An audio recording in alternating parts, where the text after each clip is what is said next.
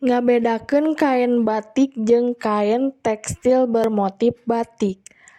Nalika ngagunakeun baju batik, ulah gancang nyebutkeun kain nu dipake teh batik asli, lantaran aya nu sarupa ngaranna, nyaeta kain tekstil motif batik.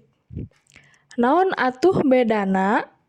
Ilaharna kain nu dipake ngabatik teh kain jenis serat alam anu leuwih lemes dijieun tina selulosa sato.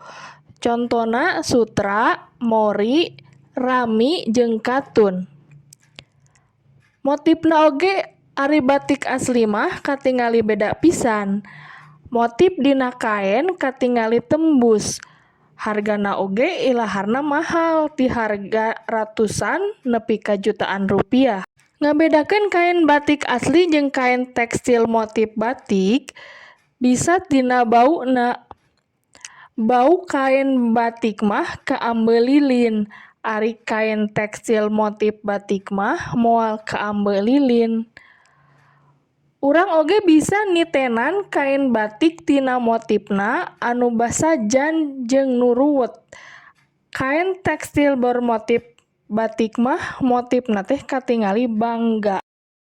Cara ngajual kain batik oge jeung kain tekstil bermotif batik aya bedana.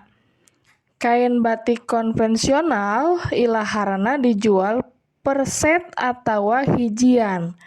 Ari kain tekstil bermotif batik mah dijual gulungan, bisa ditawar jeung murah deui.